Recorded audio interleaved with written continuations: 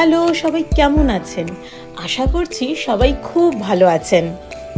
সৌমিত্রা's ডায়েরির আরেকটা পাতা থেকে প্রবাসের ইতিকাহিনীর গল্প নিয়ে আমি সৌমিত্রা চলে এসেছি আপনাদের সামনে। আজকের ব্লগে আমি আপনাদের সাথে শেয়ার করব সারাটা দিন আদিকে আমি কিভাবে সামলাই বা আদির দিনটা কিভাবে যায়। সকালবেলা ও নর্মালি ঘুম থেকে ওঠে 7টা-8টার সময়, কোনো দিন 6টাতে উঠে পড়ে।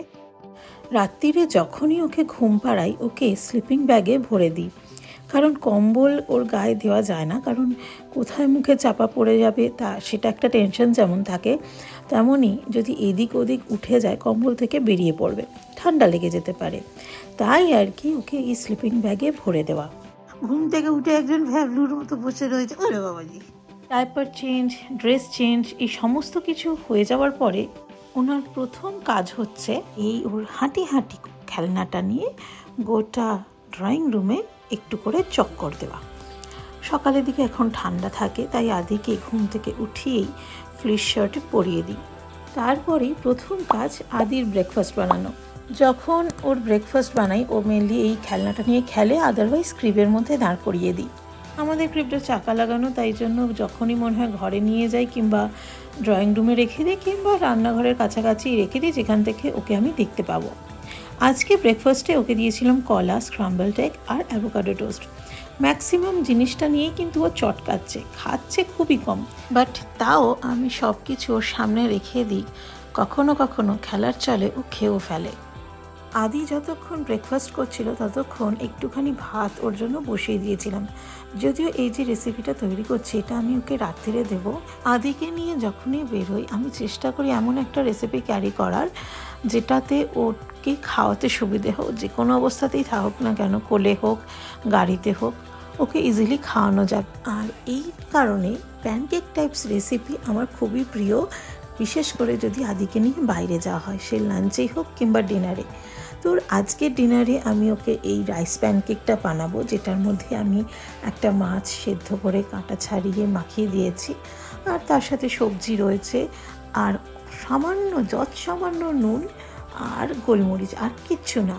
এইটা দিয়েই আমি খুবই অল্প তেলে, দেখতেই পাচ্ছেন, বড়ার শেপে ভেজে নেব।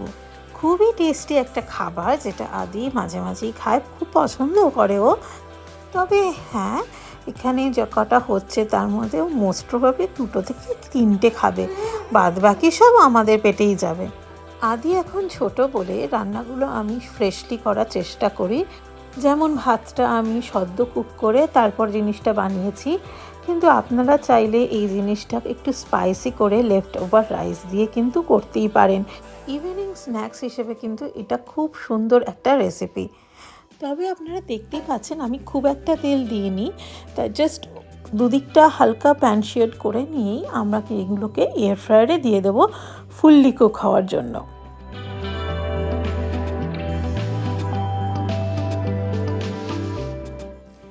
এদিকে আর একজনের জন্য একটা নতুন খেলনা বাবা তৈরি করে দিচ্ছে। এই খেলনাটা ও অন্নপ্রাশনে পেয়েছিল আর সেটাই এখন বের করে দিচ্ছে। একজন দেখো বাবার সাথে ইঞ্জিনিয়ারিং এর কাজে যোগ দিয়ে দিয়েছে, ফিক্স করছে, আর একজন খেলা কি করছে বাবা। ঘোড়া ওখানে বকে যাচ্ছে। কি হচ্ছে? তোমার ঘোড়া লাগানো হচ্ছে? হ্যাঁ, কি হয়েছে? কি হয়েছে? এবার স্ক্রু লাগাতে হবে।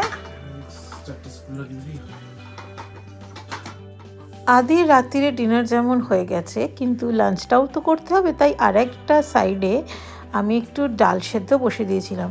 আদিকে নর্মালি ভাত, ডাল, মাছ ভাজার তো কমন থাকে, অনেক সময় ডালের মধ্যে আমি সবজি দিয়ে দিই, তবে আজকে শুধুমাত্র টমেটো আর একটুখানি পেঁয়াজ দিয়ে ডালটা তৈরি করেছিলাম।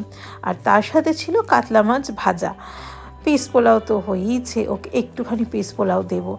এখন আদি সলিড যখন খাচ্ছে, ওকে আস্তে আস্তে যত দিন যাচ্ছে আমরা যা খাচ্ছি তাই ওকে দিচ্ছি। হ্যাঁ, তবে আমাদের রান্নার অনেক কিছু জিনিস কমাতে হয়েছে, ঝাল, নুন।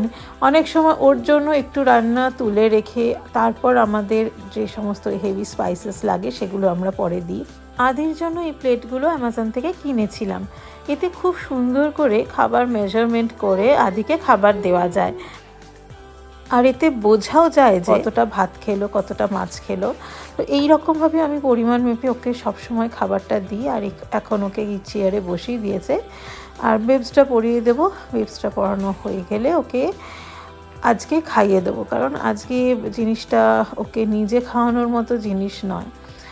এখন স্ক্রিন চলছে ঠিকই, তবে আমি চেষ্টা করি যখনই খাওয়া হোক না কেন আমি টিভি হোক বন্ধ করে দিই, কোনো মোবাইলও ওকে দিই না, ইভেন ওকে খেলার জিনিসও কিছু দিই না। খুব এসেনশিয়াল না হলে, না খেতে চাইলে, একটু ঘিন ঘিন করলে তখন ওকে একটু বলানোর জন্য হাতে একটু খেলার জিনিস দিই। তবে আজকের খাবারটা ওর খুব পছন্দ হয়েছে। কখনো কখনো ওকে হাতে ভাত মেখে কিংবা চামচের সাহায্যেও খাওয়াই। তো ও দুটো মানে আমার হাতেও খায়, কখনো কখনো চামচেও খেয়ে নেয়। চামচে খেলে আরেকটা জিনিস আছে, উনি নিজে একটা চামচ ধরে থাকবেন, তাই অলওয়েজ আমাকে দুটো চামচ নিয়ে ওকে খাওয়াতে হয়, কারণ কখন কোনটা ও ধরে ছিনিয়ে নিয়ে ধরে থাকবে কোনো গ্যারান্টি নেই। মাছগুলো তো অবশ্যই ভালোভাবে বেছে কাটা চেক করে দেওয়া হয়।